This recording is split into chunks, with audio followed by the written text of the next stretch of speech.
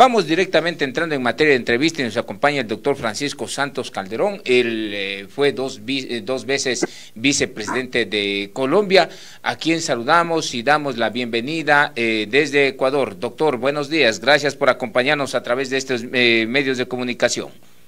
Muy buenos días y un placer estar con ustedes.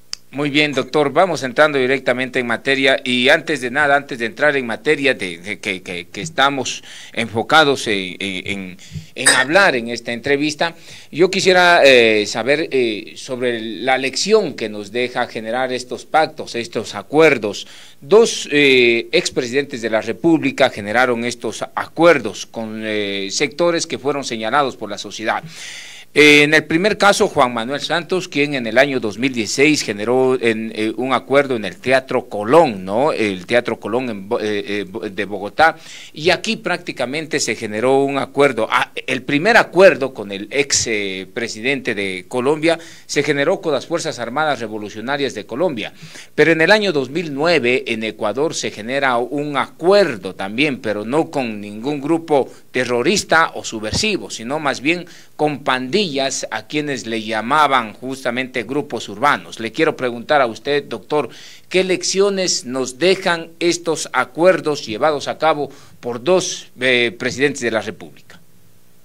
Pues mire, la primera lección es que con los bandidos los acuerdos, si no están cerrados, si no tienen un mecanismo de acción para quien los viola, no sirven para nada. Los bandidos son. Y mire, aquí en Colombia el acuerdo que se hizo con las FARC no acabó con la violencia. Hoy hay unas disidencias de las FARC que son casi tan grandes como las supuestas FARC que se desmovilizaron a un costo gigante para la sociedad colombiana. Se hizo un acuerdo que para lograr ese acuerdo se desmontó la política de drogas que tenía Colombia y que era muy exitosa, que llevó a que en el 2013, cuando estaban negociando ese acuerdo y teníamos 40.000 hectáreas de coca, en 5 años el presidente Santos le devolviera al país 200.000 hectáreas de coca. Parte del problema que tienen ustedes es ese, que Santos desmontó esa política de lucha contra el narcotráfico, se empoderaron las organizaciones criminales de manera brutal y encontraron en Ecuador un país débil por donde podían generar todas las exportaciones. Ya venía un control territorial en el Pacífico colombiano que se trasladó al Pacífico ecuatoriano y parte de la violencia en Ecuador tiene nombre propio, Juan Manuel Santos, expresidente de Colombia. Y lo que pasó allá en Ecuador, pues eso sí era de bola a bola, como decimos en Colombia. Uno no hace esos acuerdos con esas pandillas. Esas pandillas o usted impone la seguridad del Estado, legítima del Estado, o simplemente utilizan esos poderes para crecer, para ampliarse, como pasó en Ecuador, como ha pasado acá con ciertos acuerdos que hacían los alcaldes con organizaciones y que se convertían en organizaciones mucho más poderosas, como pasó en México. Los mexicanos se hicieron los de la vista gorda con el narcotráfico durante mucho tiempo. ¿Y qué pasó? Fueron creciendo hasta el punto que hoy son, digamos, dueños de la mitad de México, dueños del negocio del aguacate, de los negocios de los insumos de construcción. México es el país más cercano a ser un narcoestado, aunque ustedes no lo crean, por precisamente ese tipo de acuerdos que simplemente lo que hacen es empoderar la delincuencia. Entonces, a ningún presidente le recomiendo que haga ese tipo de acuerdos. Los acuerdos tienen que ser unos acuerdos que impongan la seguridad, que garanticen la seguridad y no que beneficien a los delincuentes. Muy bien, doctor, muchas gracias en esta primera intervención. Entonces, estos acuerdos terminan beneficiando, en el caso de Colombia terminó beneficiando a estos grupos terroristas como es las Fuerzas Armadas Revolucionarias de Colombia, y en el caso de Ecuador terminó beneficiando a grupos delincuenciales organizados ligados directamente con carteles mexicanos. Entonces, llegamos a la conclusión de que estos acuerdos no son para beneficiar a la sociedad, como es el discurso que generan siempre quienes están en el poder, sino más bien para beneficiar a grupos criminales y a grupos terroristas. ¿Son llevados estos acuerdos, doctor? Pues mire, estamos precisamente otra vez en ese tipo de discusión. El presidente Gustavo Petro habla de la paz total. La paz total no sabemos qué es. Lo que sí tenemos claro es que está beneficiando a los narcotraficantes, está beneficiando al ELN, que hoy es la primera guerrilla binacional que hay en América Latina, es tan fuerte en Venezuela como en Colombia, que está beneficiando a las disidencias de las FARC que están creciendo y que están obviamente beneficiando a los narcos, y por lo tanto el impacto hacia Ecuador se va a sentir. Mire, estos mandatarios que utilizan la paz como un instrumento político, no un instrumento de Estado, como un instrumento de beneficio personal, en el caso de Juan Manuel Santos para obtener un premio Nobel, o en el caso de Petro para tratar de figurar en algo en la historia de la paz en Colombia, pues digamos, esa actitud personalista, lo único que pueden esperar las sociedades es que acaben mal, como acabó mal en Colombia, como va a acabar mal en Colombia nuevamente con Petro, y como acabó mal en Ecuador con el señor Correa. Muy bien, doctor, ¿por qué esa urgencia que tienen justamente los gobiernos que están de turno en darles inclusive hasta personería jurídica? ¿Qué es lo que puede ganar un gobierno democrático elegido por el soberano para darles personería jurídica, tanto a las Fuerzas Armadas Revolucionarias de Colombia como, por ejemplo, en el caso de Ecuador? Aquí se les dio un estatus jurídico a los grupos que anteriormente eran las pandillas más peligrosas, inclusive de Latinoamérica y hasta de Estados Unidos, como los Latin Kings y los Nieta aquí en Ecuador, y claro, en otras partes del planeta. Estos son bandas muy peligrosas y que hay que tenerles cuidado, pero ¿por qué esta urgencia, doctor, de darles inclusive personería jurídica a estos grupos terroristas y grupos delincuenciales? ¿Por qué este afán de decir de los presidentes hay que darles vida jurídica para que se reintegren a la sociedad? ¿Qué intereses hay? Pues mire, yo le soy sincero, si creyera que la inocencia existiera en la política, pensaría que eran los seres humanos inocentes, bondadosos, que les dan una oportunidad, una segunda oportunidad a unos delincuentes. Pero nada es más equivocado que eso. Los delincuentes van a continuar en la delincuencia, los ciudadanos lo que quieren es seguridad. Nosotros en el gobierno del presidente Uribe logramos derrotar o casi derrotar a la delincuencia tanto de las FARC y el ELN como la delincuencia del crimen organizado, los teníamos contra las cuerdas. El siguiente gobierno desafortunadamente quitó la presión y permitió que estos volvieran a crecer. Esa es la gran herencia desafortunada que tenemos en Colombia, pero lo cierto es que a los presidentes, yo no sé si es que les da temor utilizar las herramientas legales y legítimas y el poder del Estado para combatir a esos delincuentes. Mire lo que está pasando en América Latina. El señor Bukele hoy es el único presidente que tiene una aprobación por encima del 80%. ¿Y por qué? Porque le devolvió la seguridad a los ciudadanos. Que tiene un costo en democracia, sí, no lo voy a decir que no. Que tiene un costo en el respeto a los derechos humanos de algunos ciudadanos, sí, no lo voy a decir que no. Pero los ciudadanos de El Salvador tomaron la decisión de decir, mire, preferimos pagar ese costo en democracia, en libertad, si podemos vivir seguros. Porque es que cuando usted vive en seguro, usted no vive en democracia y usted no vive en libertad. Usted vive en inseguridad, en temor, en miedo y en pánico, que es lo que está empezando a vivir el Ecuador, y que esperamos que el presidente Noboa entienda que lo que empieza,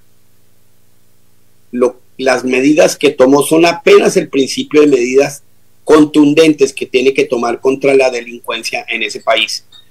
Ellos solo escuchan ese mensaje, el mensaje del poder de las armas del Estado democrático en contra de esos criminales.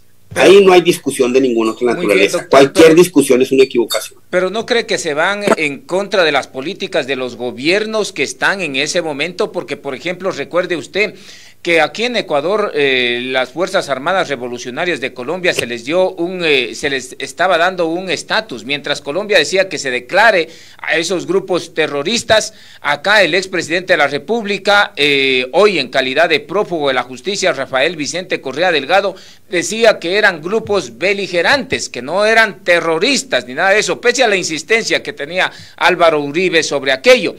Pero aquí hay otra particularidad, porque a estas pandillas, estos grupos delincuenciales organizados les llamaba culturas urbanas, inclusive les daba el estatus de ser hasta Boy Scouts a las pandillas y culturas y estas culturas urbanas que los llamó en el tiempo del correísmo. Entonces, ¿por qué esta situación? Parece que existiera una complicidad. En el caso de Colombia, el expresidente Rafael Correa les dijo que no eran grupos terroristas, sino eran fuerzas beligerantes, y en el caso de los pandilleros les decía que era un grupo similares a los Boy Scouts.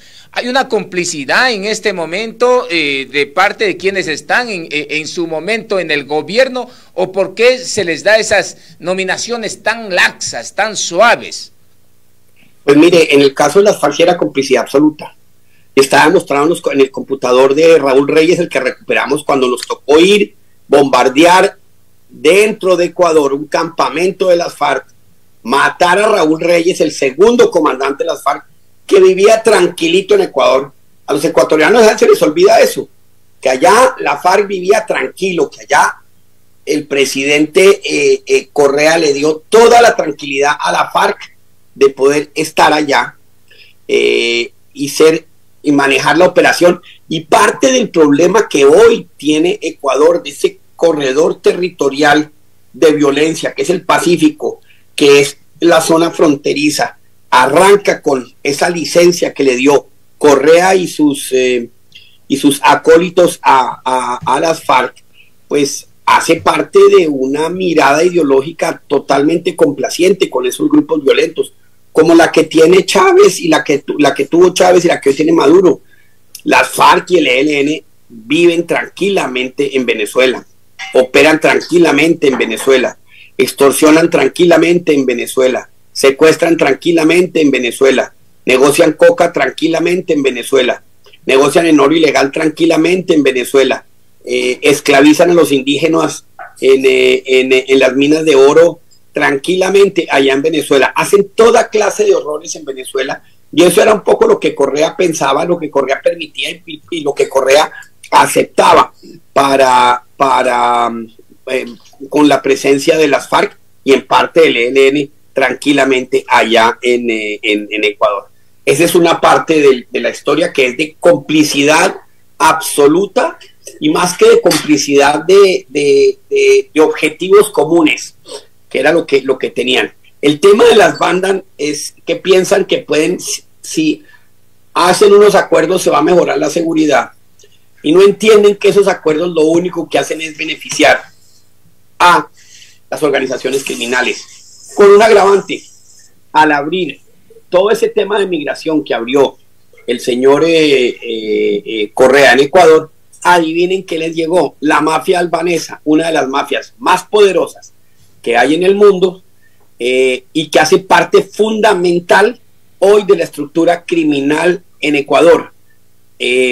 La mafia albanesa es una de las grandes mafias que genera tráfico de drogas dentro de Europa, y uno de sus centros de operación, gracias a Correa, es Ecuador. Y lo segundo es que las mafias mexicanas, que ya se venían expandiendo, pues encontraron en Correa un socio, un amigo, que tenía una mirada complaciente, digámoslo así, por un lado, y que les permitía operar. Pues hoy se están pagando todos esos errores y esas equivocaciones, y lo que hoy viene para Ecuador, si Ecuador, su clase política, no toma las decisiones con toda la fuerza que se necesitan, sino fortalecen las instituciones militares y policiales y no se amarran los pantalones y combaten a los delincuentes todos los días, no es un mes sí, otro mes no, todos los días, de domingo a domingo, con seguimiento absoluto del presidente y de los resultados, que es la única manera como usted los logra derrotar, pues Ecuador va a tener momentos mucho más difíciles que los que ya vivió. Doctor, ¿qué gana? Me estoy tomando un pequeño cafecito. Sí, sí, está muy bien. Buen provecho, de hecho, doctor. Le quisiera preguntar puntualmente qué ganaban en ese entonces los presidentes al momento de cuidar a estos grupos terroristas y también grupos delincuenciales organizados. Porque si bien es cierto, usted nos recuerda un tema de Angostura, el 1 de marzo del año 2008, en el gobierno de Álvaro Uribe, usted fue vicepresidente de la República en ese entonces, ¿no? Bombardearon Angostura y parece que le disgustó más a Rafael Correa no el hecho de que invadan en territorio ecuatoriano los campamentos de las FARC, sino el hecho de quién estaba ahí, que era Raúl Reyes en el campamento de Angostura.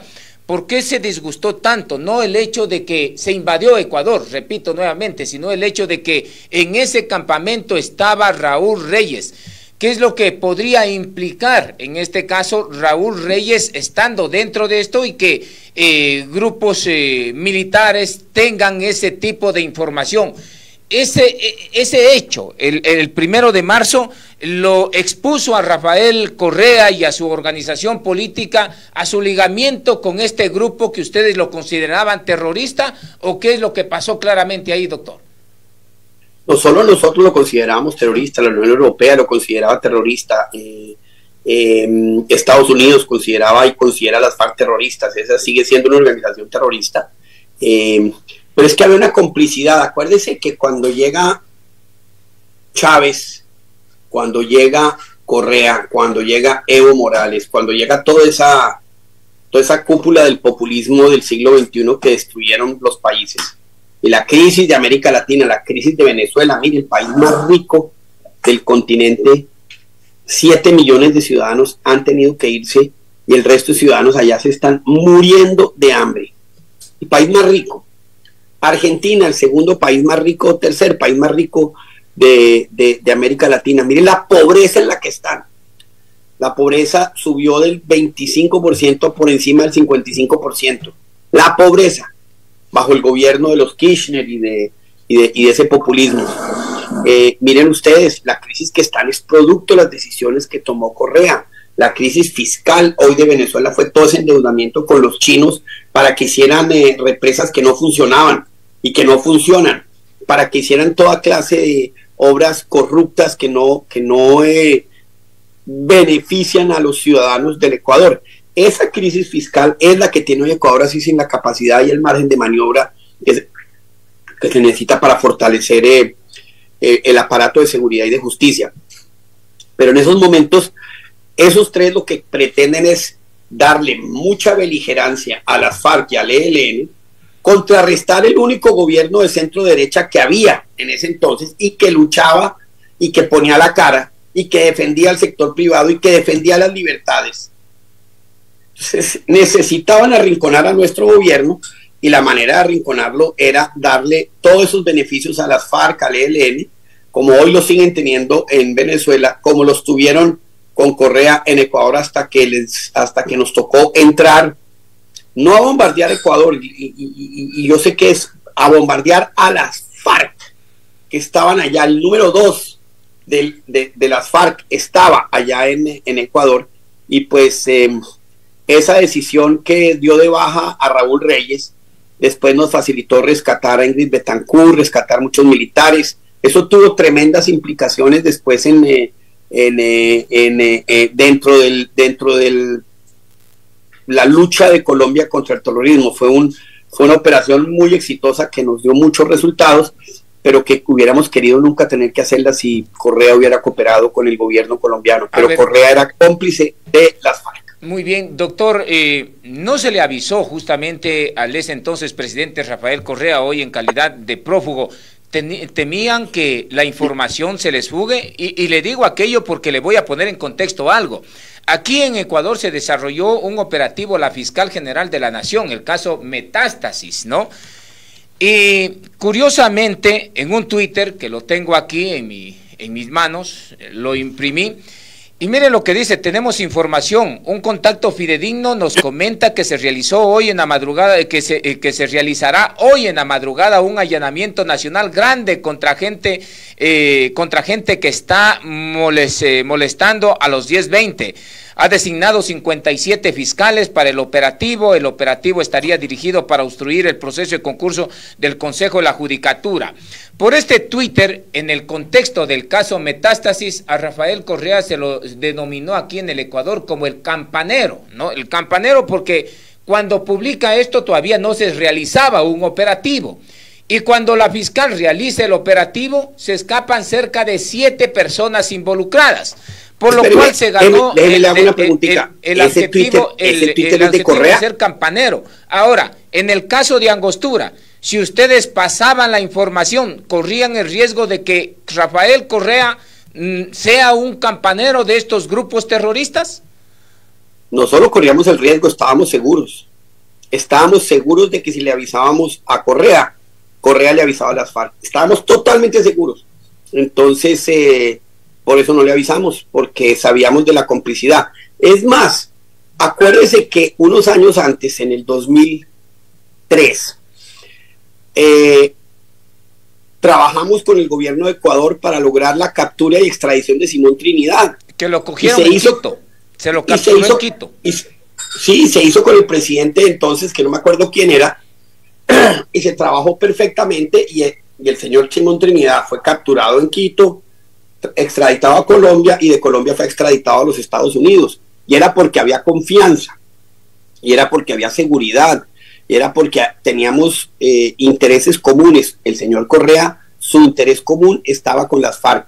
¿Le puedo hacer una pregunta? ¿Ese Twitter de ese campanero es de Correa? Sí, justamente, ese es el Twitter del expresidente que hoy está prófugo en Bélgica, que salió después, un día antes del operativo Metástasis, y por lo tanto así, aquí se lo considera de campanero. Sí, conozco la palabra campanero. Campanero es el que le avisa a los delincuentes cuando viene la policía. Así es, muy claramente. Entonces, eso temían y por eso no se le avisó. Ahora, doctor, aquí hay un tema muy importante porque en las computadoras de Raúl Reyes se conoció un alias Nacho. ¿Y quién era alias Nacho? Era José Ignacio Chauvin. ¿Y quién era José Ignacio Chauvin? Era ex asesor del Ministerio de Seguridad Interna y Externa. ¿Y qué vínculos tenían con los hermanos Miguel y Jefferson Ostaiza? Era quien generaba este tema del tráfico de drogas con el Frente Revolucionario Armado de Colombia. ¿Esa información meramente sensible era lo que le preocupaba al gobierno revolucionario de ese entonces o qué es lo que le preocupaba, doctor? No, miren, nosotros teníamos claro que nosotros teníamos claro varias cosas. Teníamos totalmente claro que Chávez le daba amparo absoluto a las FARC y al ELN. Tuvimos problemas con Chávez también. Es más, no se le olvide que a nosotros fuimos y capturamos a uno de los más altos dirigentes de las FARC allá en Caracas, porque también andaban tranquilos. Teníamos clarísimo que el gobierno de Correa tenía lazos permanentes y tenía lazos clarísimos tenía un cordón umbilical con las FARC. Usted no tiene un campamento del tamaño del que lo tenía en un sitio como Angostura si no tiene el visto bueno del gobierno. Esa es la verdad. Y nosotros conocíamos quiénes eran los que manejaban esas relaciones, porque nuestra inteligencia era muy buena. Desafortunadamente hoy el presidente Petro la ha desmontado. Trabajábamos muy de la mano con la inteligencia británica, la inteligencia americana, y sabíamos exactamente lo que estaban haciendo. Por eso sabíamos de esa cooperación tan clara del señor Correa con las FARC. Y te repito, esa relación tan clara hoy está teniendo sus consecuencias. Ese crecimiento del narcotráfico por Ecuador, ese corredor del Pacífico, tiene dos grandes responsables: el presidente de Colombia, Juan Manuel Santos, que disparó el narcotráfico en Colombia, y el señor presidente de Ecuador, expresidente de Ecuador, prófugo expresidente de Ecuador, Rafael Correa. Doctor, entonces coincidían no solamente en sus tesis revolucionarias, el Frente Armado Revolucionario de Colombia con el ese entonces gobierno de la Revolución Ciudadana, llamada así, sino coincidían en otros negocios también, como le decía hace un instante, nombrarlo a José Ignacio Chauvin, alias El Nacho, quien tenía acercamiento directamente con Raúl Reyes, que les proveía de droga a los hermanos Ostaiza, pues deja claro aquello, que no solamente compartían el tema ideológico, sino también otros negocios. Le pregunto a usted, doctor. Pues mire en qué desemboca eso.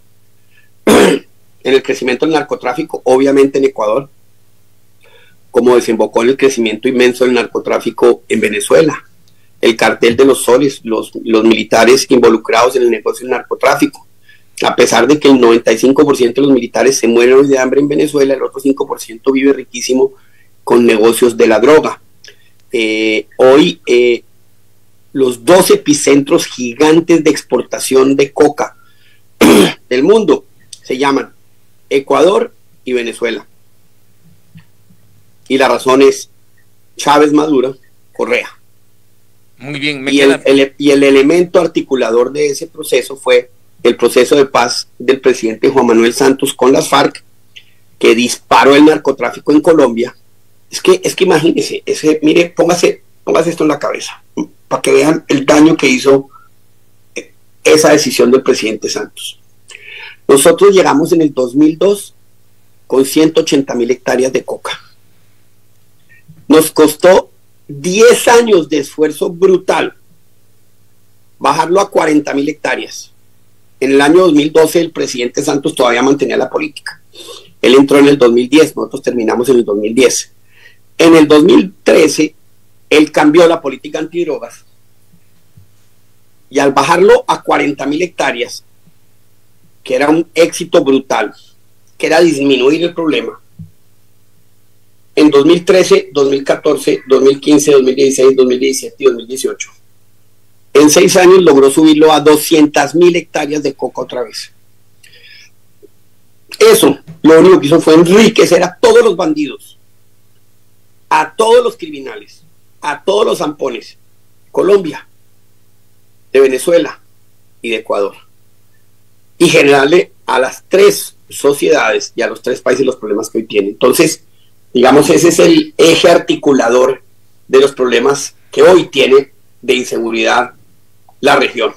Esos son los 3 nombres fundamentales que tenemos que tener en cuenta. Doctor, parece que, por ejemplo, el tema de Chávez, hoy Maduro, también Santos en Colombia en su momento y Rafael Correa en Ecuador, no estaban gobernando para el pueblo, sino para estos sectores terroristas y criminales. ¿Qué opina usted? Pues yo lo único que puedo decir frente a eso es que las políticas que hicieron, a ver, Correa y Chávez y Maduro gobernaban para las FARC y para las organizaciones criminales, no le quepa la menor duda. O sea, ahí yo no tengo claridad. Juan Manuel Santos gobernaba para él, para lograr su premio Nobel. Y si para lograr su premio Nobel tenía que beneficiar en todo sentido a las FARC para que aceptaran su proceso de paz y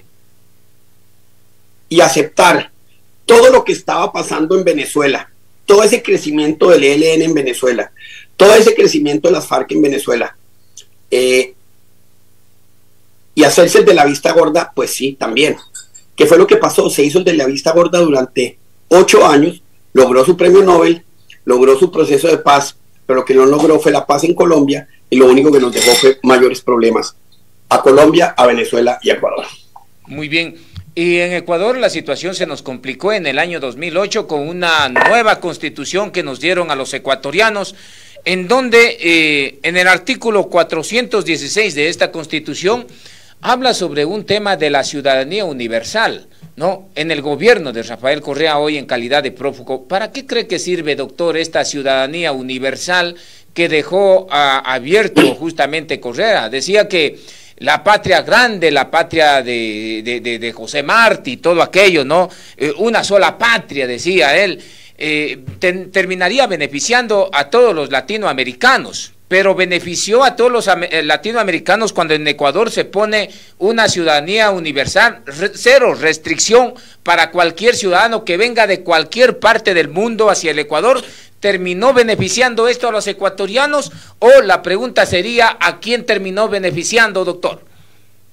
Al final terminó beneficiando a las organizaciones criminales que se infiltraron en el Ecuador, a la mafia albanesa y a la mafia mexicana, que utilizaron dos de las organizaciones más importantes criminales en Ecuador, los Lobos y los Choneros, los fortalecieron y los convirtieron en ese instrumento de violencia que son hoy, y que en las pasadas elecciones asesinaron a un candidato presidencial y pocos meses después generaron ese desastre y ese terror que generaron tanto en Guayaquil como en Quito. Esa es la verdad, esa es la herencia, y esa herencia no se pueden deshacer de ella, pero lo importante es mirar para adelante también y decir, necesitamos que los presidentes tengan claro que el objetivo número uno de cada uno de ellos es seguridad, seguridad y seguridad. Sin seguridad no hay nada, sin seguridad no hay desarrollo, sin seguridad no hay libertad, sin seguridad no hay democracia. Seguridad, seguridad, seguridad. Perfecto. Doctor, ¿cómo ustedes que lo vivieron ya de muy cerca esta situación, cómo cree que el Ecuador o qué salida les queda a Ecuador para combatir estos problemas que tiene con crimen transnacional, con grupos delincuenciales organizados aquí al interior del país y con carteles influyendo desde afuera? ¿Cuál es la solución que le queda al país? Lo primero es que no le vayan a pedir ayuda al presidente de Colombia, porque el presidente de Colombia es cómplice de esas organizaciones criminales. Eso es lo primero que le recomiendo. Lo segundo que le recomiendo es que aprueben la reforma en impuestos que quiere hacer el presidente Noboa, pero que esos impuestos vayan exclusivamente a fortalecer la policía, los militares y la justicia. Necesitan más inteligencia. Mire, yo estuve en Ecuador hace un año, un poco menos de un año. Quedé tan impresionado con el desastre de la situación de seguridad, con la falta de instrumentos. Hablé con la alcaldesa de Guayaquil y me decía, es que los policías no tienen gasolina para los carros. Yo decía, ¿cómo así? Me decía, usted no se imagina. Obviamente uno entiende que Ecuador, que era un país totalmente tranquilo hace 10 años, pero que venía, digamos, venía transformándose, no sintieran la necesidad de invertir en algo tan fundamental como los instrumentos de seguridad y de justicia, pues ya no pueden darse ese lujo. Esos recursos hay que invertirlos en seguridad, pero que el presidente nos hace claro cómo los va a invertir, cómo va a recuperar el control. El control territorial en la ciudad de Guayaquil se perdió. ¿Cómo va a recuperar el control territorial en el Pacífico? Yo del presidente Noboa estaría ya hablando con los gringos, vengan a la base de Manta y montemos el gran instrumento de lucha contra el narcotráfico desde la base de Manta, con toda clase de radares para parar la salida de lanchas, etcétera, con toda clase, y casi que el epicentro de la lucha contra el narcotráfico debería ser la base de Manta. Muchos países estarían totalmente de acuerdo con eso, porque el problema de Ecuador es un síntoma. Guatemala tiene ese problema, Honduras tiene ese problema, Costa Rica, el otro día hablaba con un amigo en Costa Rica, me dijo, mire, usted no se imagina la presencia de los narcos, ya la violencia empieza a crecer, entonces necesitamos un epicentro, y ese epicentro, y además es muy por el Pacífico, ese epicentro tiene que ser, podría ser Ecuador y la base de Manta. Hay oportunidades. El presidente Lazo firmó hace pocos meses un acuerdo con el Comando Sur para empezar a fortalecer la acción militar y policial en contra del narcotráfico. Pero ¿por qué no somos más agresivos y vamos más allá? Armemos un plan de 10 años, de volver a recuperar las fronteras, de volver a recuperar el Pacífico, de controlar el Pacífico, con tecnología. Hoy en día usted no necesita un avión volando todo el tiempo. Usted con un droncito con droncitos controlando todo el Pacífico, destruye todas las lanchas de narcotráfico que empiecen a salir.